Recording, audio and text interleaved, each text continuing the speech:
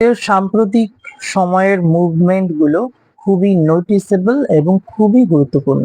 আমাদেরকে অর্থাৎ বাংলাদেশ সরকারকে ভারতের এসব মুভমেন্ট গুলো অবশ্যই কড়া নজরদারিতে রাখতে হবে এবং বাংলাদেশ সরকারকে প্রতিটি পদক্ষেপ খুবই ভেবেচিন্তে নিতে হবে।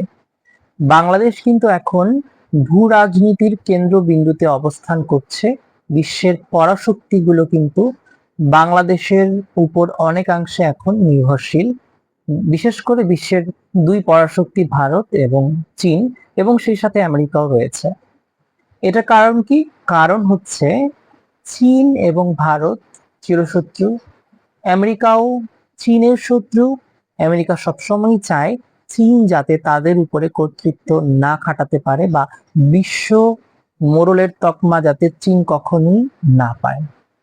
তো সেই জায়গা থেকে আমেরিকা সবসময় চেষ্টা করে ভারতের সাথে একজোট হয়ে কাজ করার। কারণ দক্ষিণ এশিয়াতে যদি কোনো দেশ ডমিনেট করতে পারে সেটা হচ্ছে ভারত। ভারতের আধিপত্য দক্ষিণ এশিয়ার ছোট দেশগুলোর মধ্যে খুবই বেশি, বিশেষ করে বাংলাদেশ, নেপাল, ভুটান, শ্রীলঙ্কা, মায়ানমার, এমনকি পাকিস্তানেও।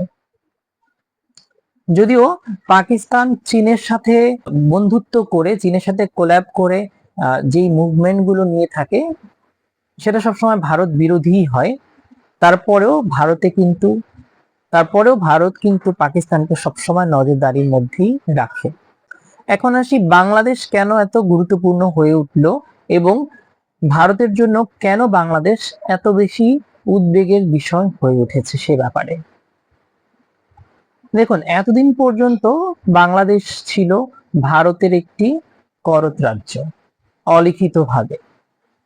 এবং বাংলাদেশের যেই প্রিভিয়াস গভর্নমেন্ট ছিল তারা কিন্তু ভারতের কথায় উঠতো এবং বসতো।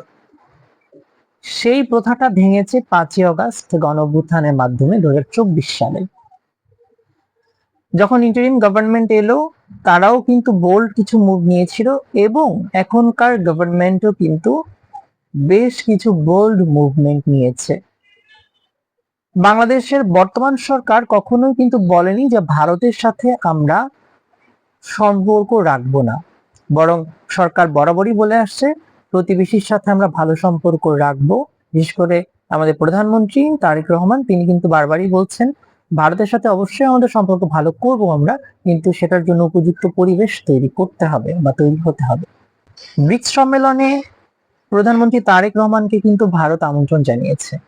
অবাক করার বিষয় দেখুন, বাংলাদেশে নতুন গভর্নমেন্ট ফর্ম করার পরে প্রধানমন্ত্রী তারেক রহমান ভারত সফরে না গিয়ে প্রথমেই কিন্তু গিয়েছিলেন চীন সফরে।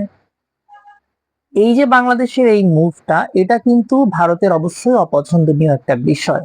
ভারত এ ব্যাপারে কিন্তু রাগান্বিত হতে পারত বা হওয়ার কথা বাংলাদেশের উপরে, কিন্তু ভারত ধৈর্য ধরে ঠান্ডা মাথায় তারপরেও বাংলাদেশের প্রধানমন্ত্রীকে বারবার আমন্ত্রণ জানিয়েই চলেছেন ভারতে যাওয়ার জন্য। অর্থাৎ বাংলাদেশের যে মুভমেন্ট গুলো এখন করছে সরকার, এগুলো কিন্তু খুবই তাৎপর্যপূর্ণ। বিশেষ করে ভারতের কাছে এই বাংলাদেশি সরকারের এই মুভ গুলো খুবই উদ্বেগের বিষয়। কারণ বাংলাদেশকে তারা নিজেদের হাতের মুঠোয় সবসময় রাখতে চায়, আর সেজন্যই কিন্তু তড়িঘড়ি করে এই যে রয়ের চিফ এলো, দীনেশ ত্রিবেদী বৈঠক করলো এবং আবার দিল্লিতেও গেল, সবকিছু কিন্তু এই যে বাংলাদেশ হাতছাড়া হয়ে যাচ্ছে তাদের থেকে, এটার জন্যই তারা করছে। প্রধানমন্ত্রী তারেক রহমান এখন যদি ভারতে যান তাহলে অবশ্যই তার নিরাপত্তার শঙ্কা রয়েছে বলে আমি পার্সোনালি মনে করি, এবং বিশেষজ্ঞদের মধ্যেও কেউ কেউ এটা মনে করেন যে প্রধানমন্ত্রী ভারত সফরে কিন্তু নিরাপত্তার শঙ্কা রয়েছে।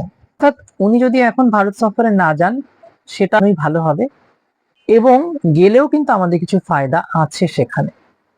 তো এখানে বাংলাদেশের একটা বড় ভূমিকা রয়েছে, আর সেটা কি?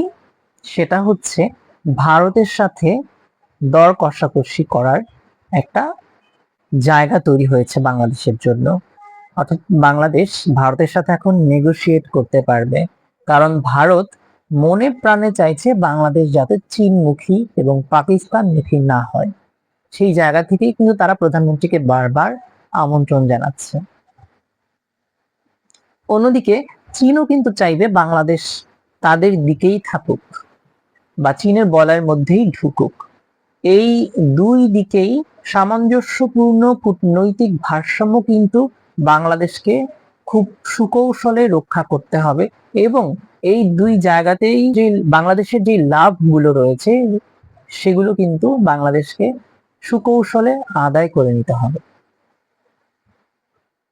এখন বাংলাদেশ কিন্তু ভারতের সামনে কিছু প্রস্তাবনা রাখতে পারে। অলরেডি কিন্তু বাংলাদেশ সরকার কিছু প্রস্তাবনা ভারতের সামনে রেখেছে, আমরা জানি। এছাড়া এই যে তিস্তা পানি চুক্তি, ফারাক্কা বাঁধ, আরো বিভিন্ন চুক্তি যেগুলো ঝুলে আছে, অসম পানি বন্টন থেকে শুরু করে সবকিছু, এগুলো কিন্তু ভারত থেকে এখন বাংলাদেশ সরকার নেগোশিয়েট করে আদায় করে নিতে পারে। অন্যদিকে চীনও তখন চাইবে বাংলাদেশকে আরো বেশি কিছু দেওয়ার, যাতে করে বাংলাদেশ ভারতমুখী না হয়। এখানে যেমন বাংলাদেশের ফায়দা রয়েছে দুই দিক থেকেই, তেমনি কিন্তু বাংলাদেশ একটা গভীর সংকটে আছে। এই গভীর সংকট হচ্ছে কূটনৈতিক সংকট।